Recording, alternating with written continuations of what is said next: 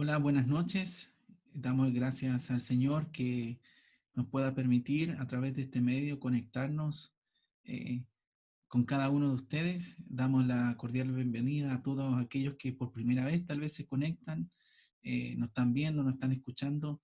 Realmente es un gozo para cada uno de nosotros de que usted pueda sintonizar y pueda tomar este tiempo para escuchar el mensaje de la palabra de Dios. Realmente en estos días y siempre, en todo momento y en todo tiempo, siempre ha sido vital, fundamental la palabra de Dios. No ha pasado nunca, nunca de moda ni pasará, siempre estará vigente, siempre será lo necesario, lo vital, lo primordial que todo ser humano necesita y requiere. Quiero invitarles a orar al Señor para que Él nos dirija, que nos guíe y que sobre todo Él hable a través de su palabra. Le invito a tomar un tiempo de oración. Padre Celestial, te damos muchas gracias por este momento. Pedimos, Señor, que tú dirijas y uses tu palabra para llegar al corazón, a la mente, al alma de toda persona. Señor, solamente tú puedes hacerlo. Por eso pedimos tu intervención, tu ayuda, tu asistencia. Interviene tú, Señor, usa tú este medio. Para tu gloria, Señor, te lo pedimos. En el nombre de Jesús. Amén. Quiero invitarles a abrir sus Biblias en el Evangelio según Mateo, capítulo 9. Pero antes de ir, ese va a ser el texto base. eh, Vamos a ver algunos otros textos del mismo Evangelio que nos va a ayudar un poco a tener el panorama mucho más concreto, claro, respecto al propósito de este capítulo 9. Quiero decirles, ¿cierto?, que el Evangelio, según Mateo, tiene un propósito, tiene una audiencia, tiene un contexto, tiene completamente objetivos dentro de las secciones que Mateo ha eh, hecho y ha redactado. Mateo reúne todos los materiales y información de la vida de Cristo, de tal manera que se pueda ajustar al propósito, al énfasis que él quiere dar en cada capítulo, en cada sección. Mateo va a presentar a Jesucristo como el Rey y al Mesías. Va a presentar a aquel que tiene toda autoridad y todo poder, Jesús. Va a presentar a Jesús como un Dios, al único Dios y Rey y Mesías. Y ese es el enfoque de Mateo en todos los capítulos. Quiero invitarle a ver el capítulo 5. De esta manera, ir señalándole para llegar al capítulo 9. Es el texto que vamos a estudiar. Capítulo 5 es el capítulo donde Jesús anuncia las bienaventuranzas, el sermón del monte. Allí Jesús se dirige a su audiencia principal, judíos. Y allí en el verso 21, usted va a poder ver cómo Jesucristo, él va a decir las siguientes palabras. Oíste que fue dicho a los antiguos, no matarás y cualquiera que matare será culpable de juicio. Esto es referencia del capítulo 20, verso 13 de Éxodo, donde nos recuerda los mandamientos, que dice, no matarás. Jesús está haciendo referencia cuando Dios revela a Moisés estos mandamientos y Moisés le da a conocer al pueblo de Israel. Jesús está diciendo esto, le está recordando, dice, oíste que fue dicho a los antiguos, este mandamiento. Pero fíjese lo que dice el verso 22. Pero yo os digo que cualquiera que se enoje contra su hermano será culpable de juicio.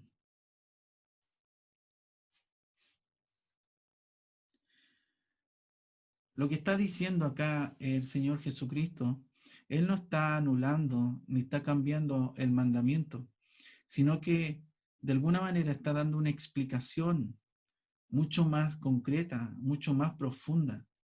Incluso que podríamos decir que sube el estándar de, de esta exigencia, pero finalmente Él está dando una explicación sensata, clara, de lo que significa el mandamiento. Pero Jesús es el único que tiene la autoridad para poder expresar esto, para poder decir esto, porque Él tiene la autoridad como Dios. Él está diciendo, yo os digo que cualquiera, ¿cierto?, que se enoja contra su hermano será culpable de juicio. Alguien podría decir ahí en su audiencia, pero si Dios ya dijo eso, como dice este hombre, esto es lo que está diciendo. Bueno, la única manera es que está queriendo decir Mateo, está enfatizando a su audiencia que Jesús tiene la autoridad como Dios que es de decir lo que está diciendo. El verso 27 también dice lo mismo, en la misma relación. Es lo mismo, oíste que fue dicho, no cometerás adulterio. Éxodo capítulo 20, verso 14. Pero yo os digo que cualquiera que mira a su mujer para codiciarla ya adulteró con ella en su corazón. Una vez más, Jesús está colocándose al nivel de la autoridad de Dios, pero como lo hace Él, lo hace porque es Dios. Y él está explicando, pero también está de alguna manera colocando su nivel, él diciendo, yo os digo, él es Dios, el único que puede decir eso, el único que tiene la autorización y la autoridad de ponerse al igual de Dios, porque es justamente Dios. Termina el texto o el sermón en el capítulo 7, verso 28. Capítulo 7, verso 28, diciendo estas palabras. Esto es lo que reflexiona Mateo, o concluye Mateo, después de que Jesús termina este sermón. Dice, sí, justamente, y cuando terminó Jesús estas palabras, la gente se admiraba de su doctrina, porque les enseñaba como quien tiene autoridad y no como los escribas. Una vez más, acá está enfatizando el autor, Mateo, que Jesús tiene autoridad. Él tiene autoridad. Él es el rey. Él tiene el poder. Y bajo este contexto entramos al capítulo 8. En el capítulo 8 hay un milagro, hay una expulsión y una liberación de demonios aquí. Es el llamado en la ciudad de Gadara, ¿cierto? Y acá realiza varios milagros, y entre eso está este de los demonios que se van o se dirigen con los cerdos, se van a la orilla y se precipitan, digamos, a este acantilado.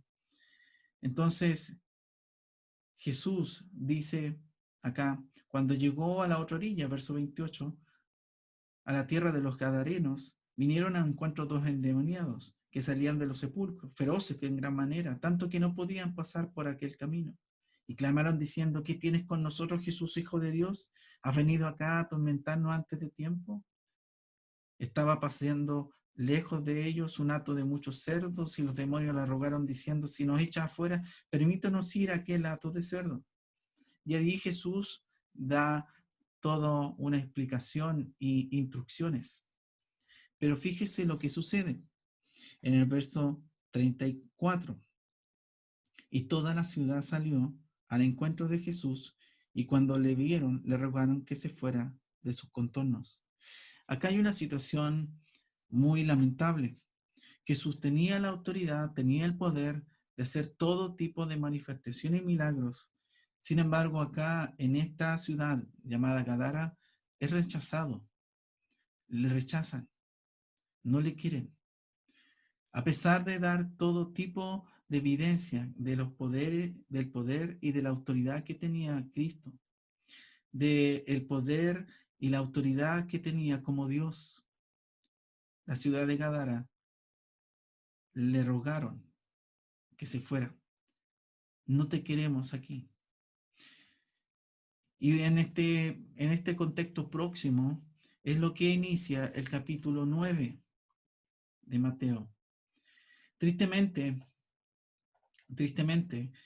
es lo que sucede hoy en día también. Mucha gente deja y rechaza a Jesucristo, a pesar de tener toda evidencia y toda información de que Jesús puede perdonar sus pecados, que Jesús le puede salvar de sus pecados, que Jesús tiene la autoridad, que Jesús es Dios. A pesar de todo eso, gente, las personas, si esperemos que usted, amigo o amiga, que esté escuchando y viendo este mensaje, no sea aquellos que sabe y le rechaza, no quiere que Jesús esté en su vida. Jesús tiene toda autoridad. Él es el Rey de Reyes, el Señor de Señores. Tiene todo el poder para perdonar todos nuestros pecados, todos, completamente todos. Versus a la fragilidad del hombre. Hoy en día lo que vemos en las noticias, la fragilidad del hombre. Tristemente, el hombre hoy en día está temeroso por un virus que lo mata, pero mata y provoca la primera muerte, la muerte física. Sin embargo, el pecado produce la segunda muerte, que es la muerte espiritual, la muerte eterna. En otras palabras, amigo, amiga, hay un virus letal, letal, y que sabe que lo tiene todo ser humano, sin exclusión, sin exclusión. Todo ser humano tiene este virus que es letal. Su nombre es el pecado. Es el pecado. Es un virus letal que ha llevado a miles, millones y millones de personas al destino que merece toda persona que no se ha arrepentido de sus pecados y que no ha puesto su fe en Jesucristo. Ese es el infierno. Ha llevado a miles y millones de personas que no han creído, que han rechazado a Jesucristo. Han ido al infierno. La buena noticia, amiga y amigo, es que hay remedio, hay cura, hay vacuna. Hace más de 2000 años es que vino esa solución para el pecado y es Jesucristo. Esa solución, esa vacuna ya está dispuesta, está disponible. Eso es una buena noticia. Pero usted que ha escuchado una y otra vez este mensaje, la salvación, el evangelio, sigue rechazando. ¿Hasta cuándo? ¿Hasta cuándo lo va a hacer? Dice el capítulo 9, y así comienza. Verso 1. Entonces entrando Jesús en la barca, pasó al otro lado, vino a su ciudad. Y sucedió que le trajeron un paralítico tendido sobre una cama. Y al ver Jesús la fe de ellos, dijo al paralítico: ten ánimo, hijo, tus pecados te son perdonados. Entonces algunos de los escribas decían dentro de sí: este blasfema. Y conociendo Jesús los pensamientos de ellos, dijo: ¿por qué pensáis mal en vuestros corazones? ¿Por qué es más fácil decir los pecados te son perdonados o decir levántate y anda? Pues para que sepáis que el Hijo del Hombre tiene potestad en la tierra para perdonar pecados. Dice entonces al paralítico: levántate, toma tu cama y vete a tu casa. Entonces él se levantó y se fue a su casa. Y la gente al verlo se maravilló y glorificó a Dios, que había dado tal potestad a los hombres. El verso 1 nos dice: entonces entrando Jesús a la barca, pasó al otro lado y vino a su ciudad, a su ciudad. Jesús nació en Belén, creció en Nazaret y parte del ministerio lo desarrolló en Capernaum. Ahora piense esto. Jesús es rechazado en Gadara, claramente. Le rogaron que se fuera. Usted lo leyó conmigo. Toda toda la ciudad salió al encuentro de Jesús y le rogaron que se fuera. No quieren verlo. Este es el contexto más próximo de todo lo que va a suceder. Hay hay una situación que ha pasado, hay un rechazo de Jesús, no quieren nada con él, no quieren nada con él. Y Gadara es la ciudad. Dice Mateo capítulo 4, Verso 12. Cuando Jesús oyó que Juan estaba preso, volvió a Galilea y dejando a Nazaret vino y habitó en Capernaum, ciudad marítima, en la región de Zabulón y Neftalí, para que se cumpliese lo dicho por el profeta Isaías cuando dijo: tierra de Zabulón y tierra de Neftalí, camino del mar, al otro lado del Jordán, Galilea de los gentiles. El pueblo asentado en tinieblas vio gran luz, y los asentados en región de sombra de muerte, luz les resplandeció. Luz resplandeció. El pueblo asentado en tiniebla vio gran luz, y los asentados en región de sombra de muerte, luz les resplandeció. Jesús era reconocido como quien tenía autoridad en hechos y palabras.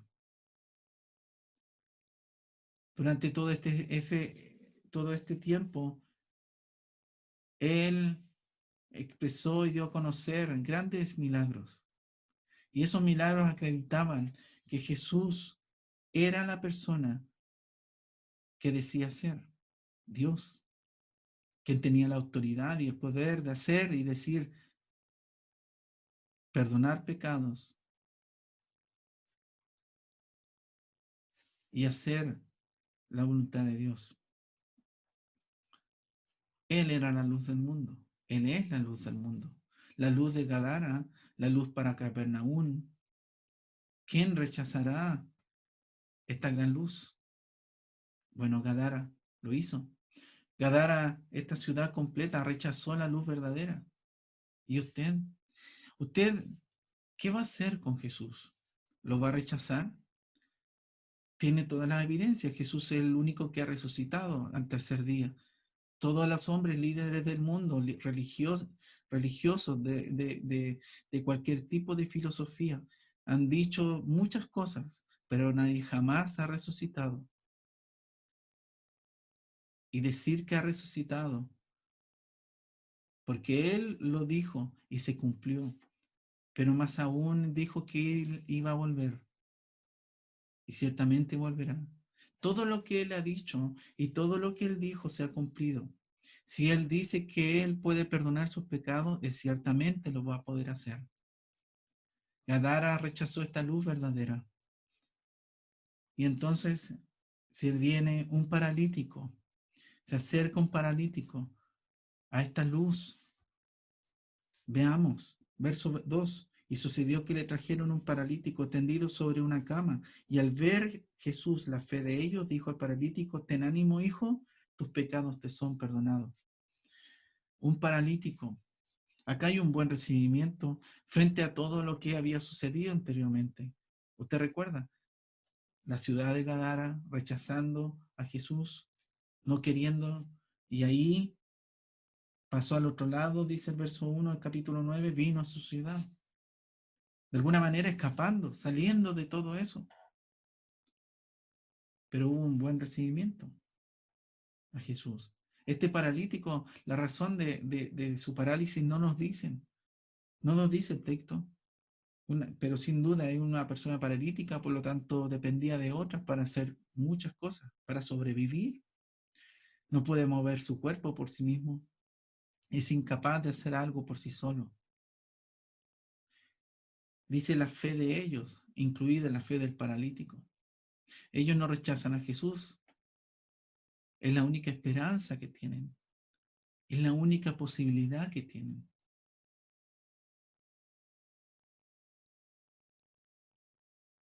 Esta ciudad es expuesta a una luz admirable.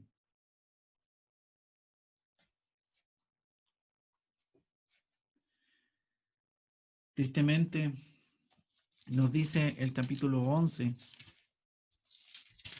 de este mismo evangelio, capítulo 11, verso 20. Entonces comenzó a reconvenir a las ciudades en las cuales había hecho muchos de sus milagros, porque no se habían arrepentido. Qué triste, amigo, amiga, que pase tiempo y no hay arrepentimiento. Tanto tiempo ofendiendo a Dios, tanto tiempo de alguna manera viviendo a su manera, rechazando a Jesucristo. Juan capítulo 1 nos dice el verso 9: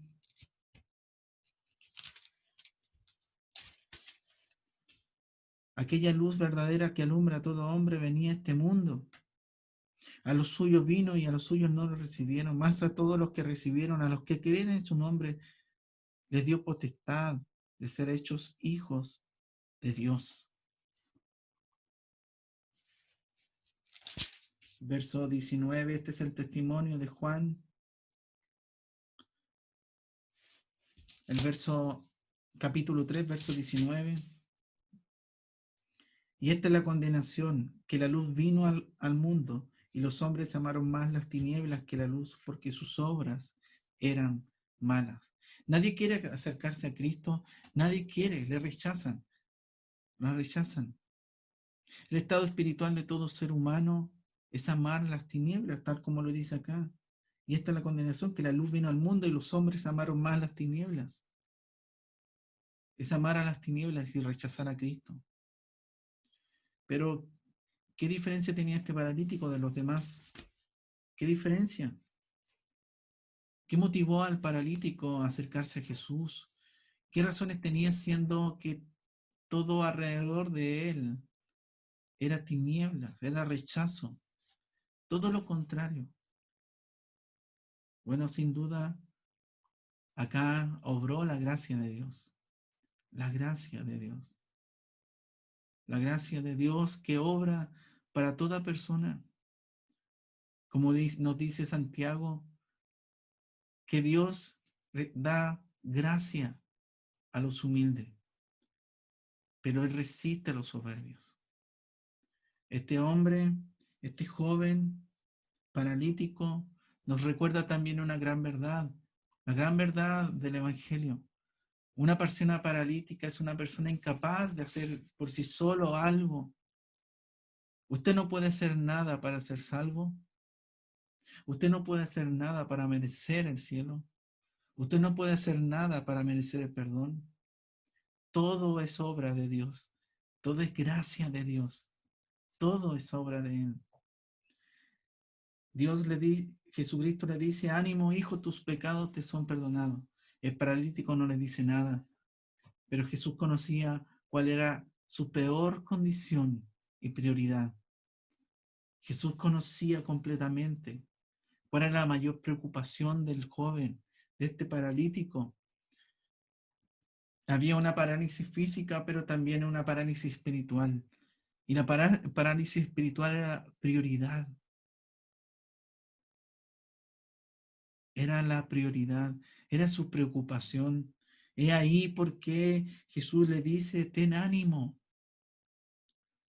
ten ánimo.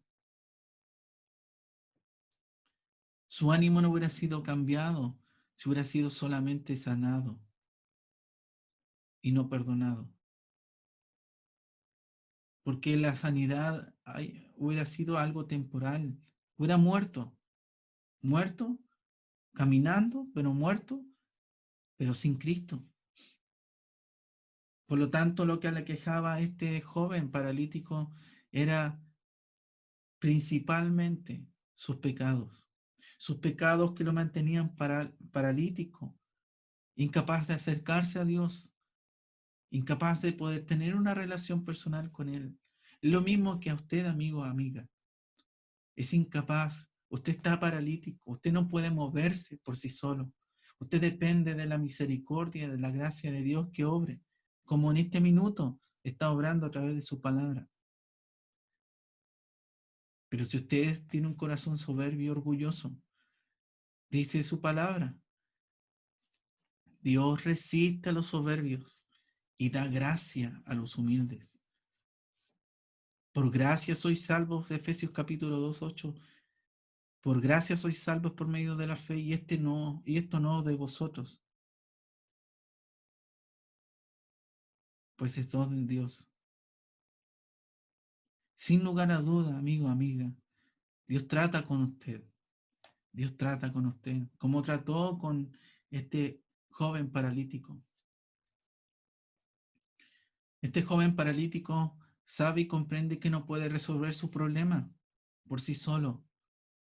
Sin lugar a dudas, él no tiene la fuerza, no tiene la capacidad, no puede resolver su problema de pecado. No tiene cómo pagar su deuda con Dios. Es incapaz de mirar al cielo, se siente indigno por causa de su pecado. Está completamente paralítico espiritualmente, no puede hacer nada. Entonces Dios allí interviene.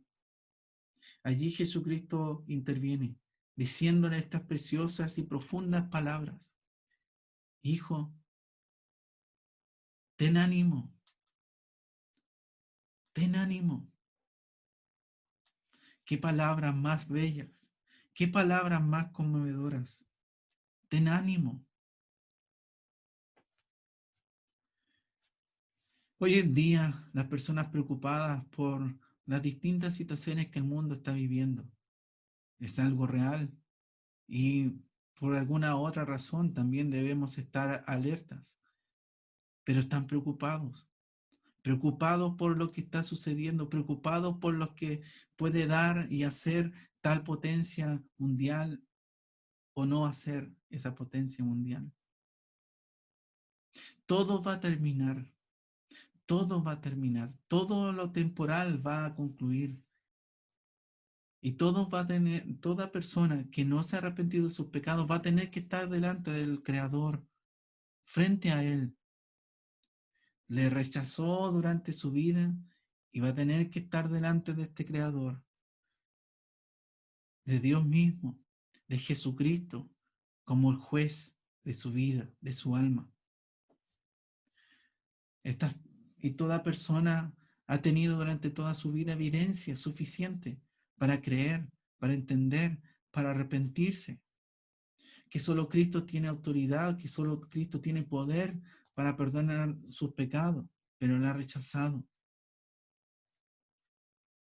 La tristeza que embargaba el ánimo de este joven era que tenía una parálisis más grave, era la parálisis espiritual.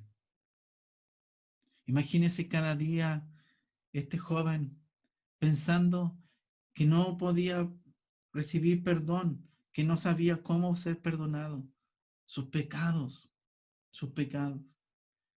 Y en ese minuto, cuando se encuentra con Jesucristo, Jesucristo le dice, ten ánimo, hijo, tus pecados te son perdonados. Le pregunto hoy a usted, ¿usted conoce estas palabras? ¿Estas palabras recuerda usted haberlas hecho en algún momento en su vida, arrepentiéndose verdaderamente de sus pecados y poniendo la fe en Jesucristo, pidiéndole perdón a Él por sus pecados? Esto es lo mismo que tal vez usted pudo haberlo hecho durante años, tal vez engañado, tal vez no convencido, tal vez con un arrepentimiento que no es un verdadero arrepentimiento. Ese arrepentimiento que como se dice, ¿cierto? En una idea, para que usted lo entienda, estos dos delincuentes que son atrapados haciendo un delito, pero mientras estos dos delincuentes están siendo esposados, escucha cómo la gente habla de ellos, entonces se sienten avergonzados, se sienten mal. Pero ¿qué hubiera pasado si no los hubieran atrapado? Ellos se sienten como avergonzados y como arrepentidos de lo que han hecho. Pero ¿qué hubiera pasado si no hubiera llegado la autoridad? Hubieran seguido haciendo lo mismo.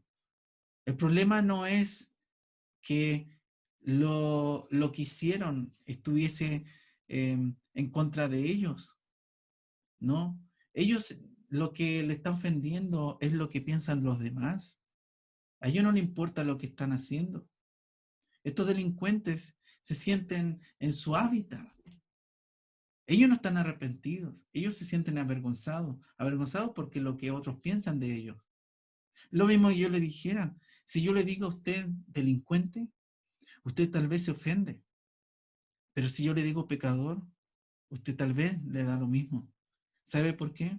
Porque le importa más lo que piensan los demás acerca de usted.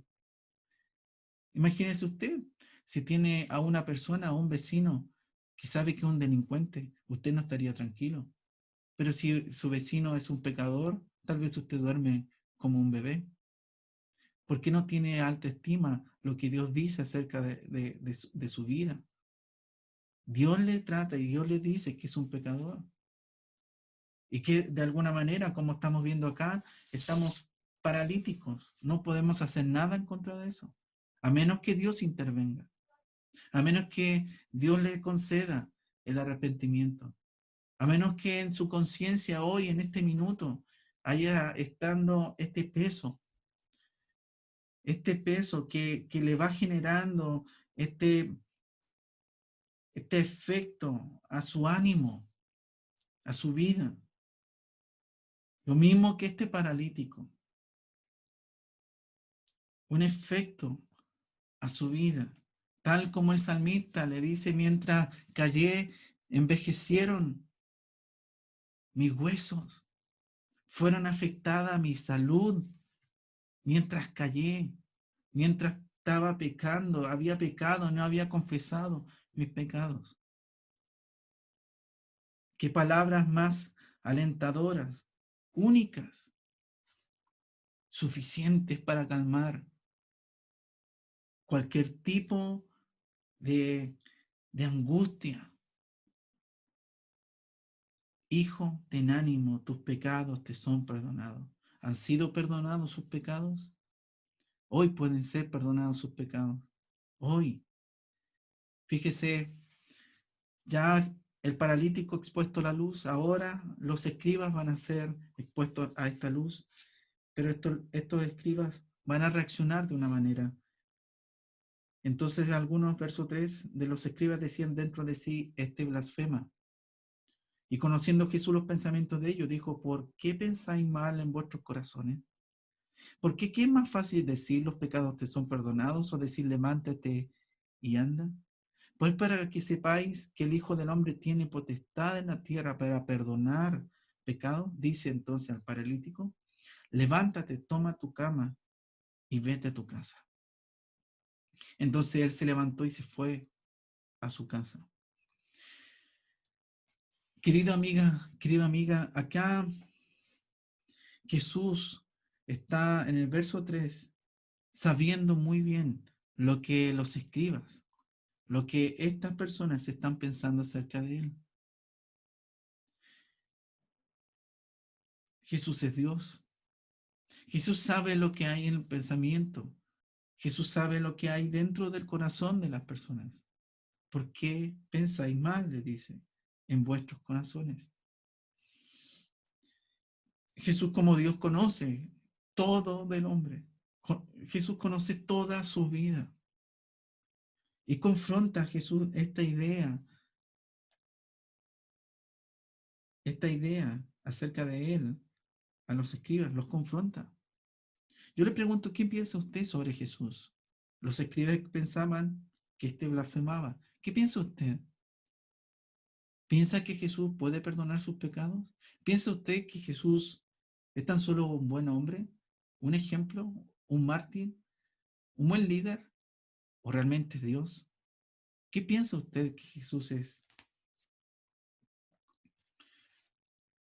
Sin lugar a duda, la palabra de Dios nos dice en Jeremías capítulo 17,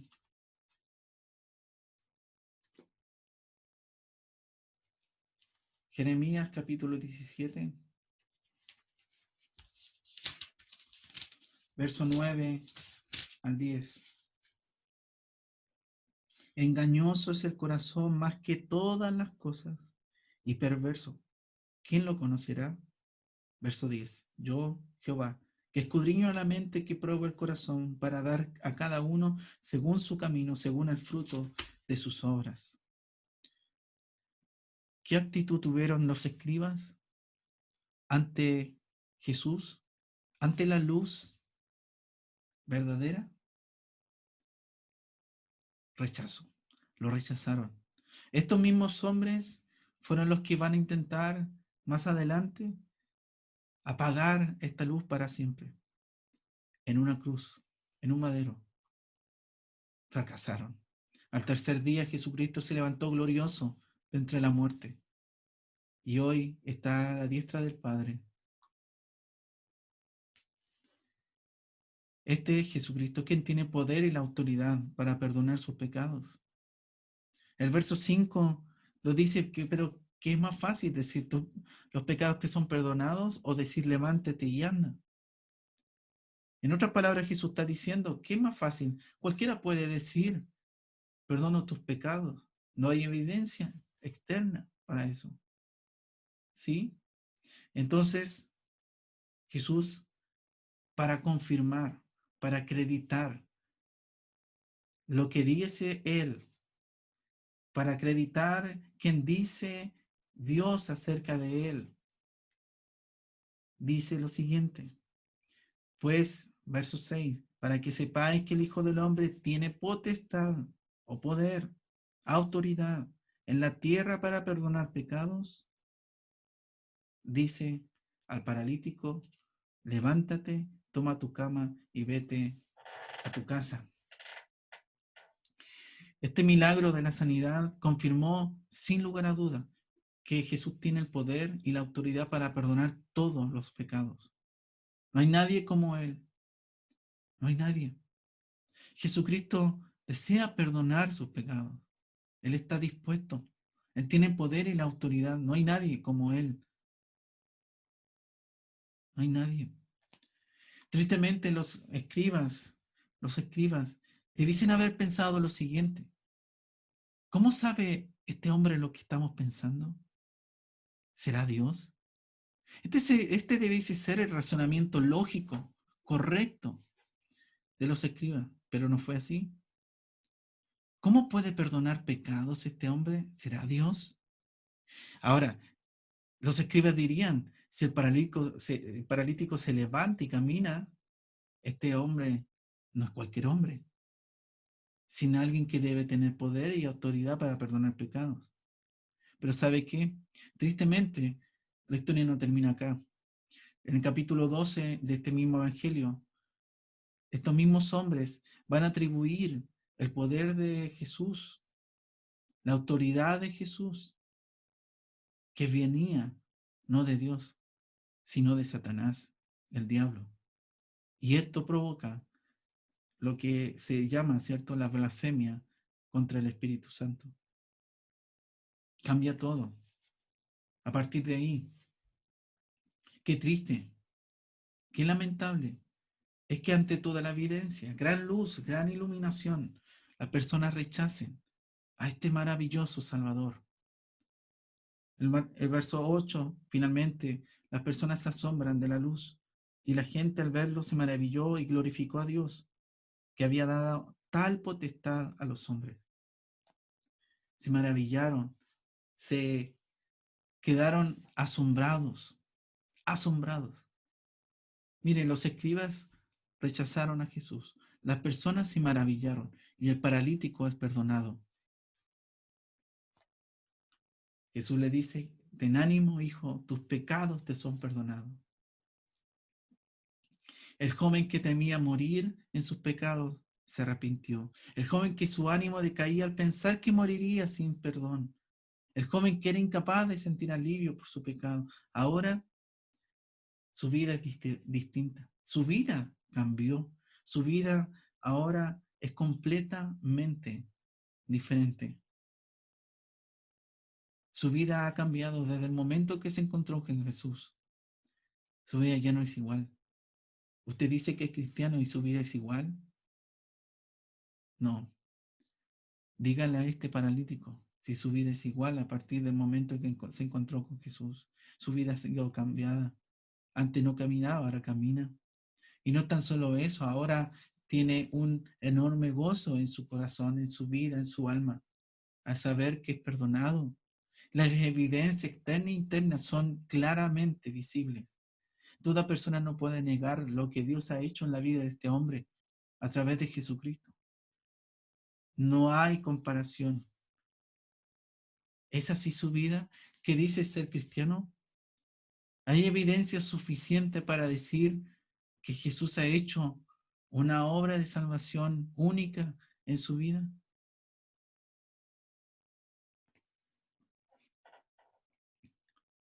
Amigo, amiga, es con Dios que hemos pecado y por eso solo Él puede perdonarnos. La parálisis de este hombre es el medio de misericordia que usó Dios para llamarle a arrepentimiento. Dios hoy en día nos está hablando a través de su palabra y los acontecimientos que vemos el día a día.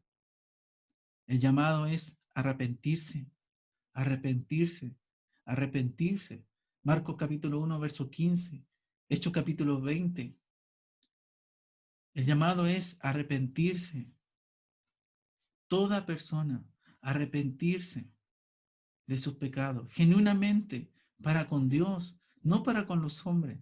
Un arrepentimiento genuino, un arrepentimiento verdadero, tal como aquel hombre que una vez que conoce a Cristo, él tenía el mal hábito de no pagar y de endeudarse y de quitar su responsabilidad. Pero una vez que conoció a Cristo, él comenzó a pagar peso a peso a todas las personas que debía. Se compró un caballo para poder llegar a todos los domicilios que podía alcanzar.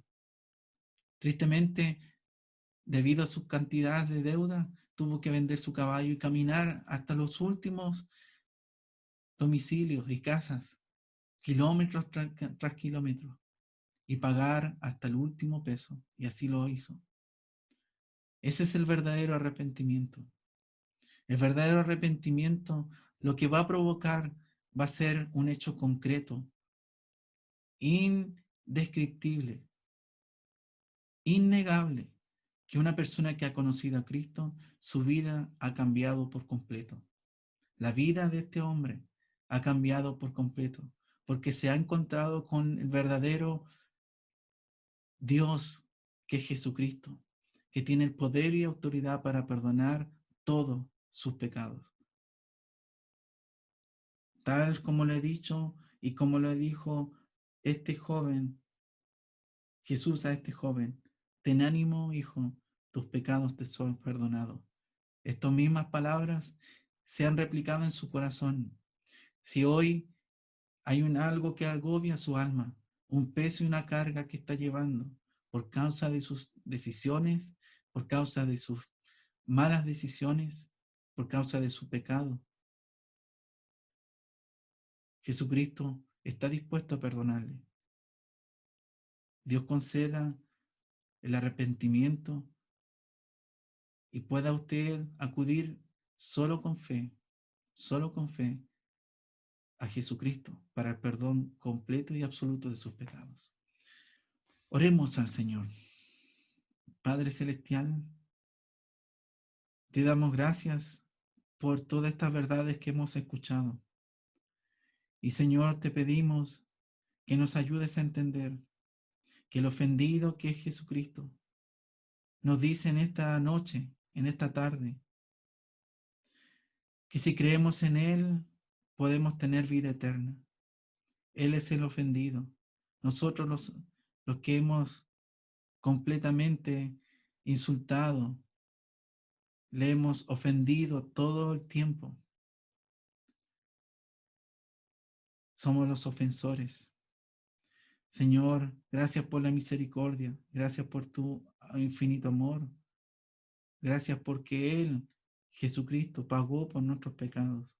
Y en esta hora, Señor, te ruego por toda persona que esté escuchando y que ha escuchado este Evangelio, el Evangelio de Jesucristo. Seas tú concediendo arrepentimiento y fe solamente en Él, en Jesucristo. Te damos gracias y oramos en el nombre de Jesús. Amén. Querida amiga, querido amigo, damos gracias al Señor que usted se haya conectado y esperamos que el próximo domingo una vez más se conecte y esté dispuesto a poder seguir aprendiendo de la palabra de Dios. Y recuerden, no rechace a Cristo, no lo rechace, acepte, crea, entregue su vida a Cristo. y Él le va a perdonar porque Él tiene el poder y la autoridad para hacerlo. No hay nadie más. Dios le bendiga.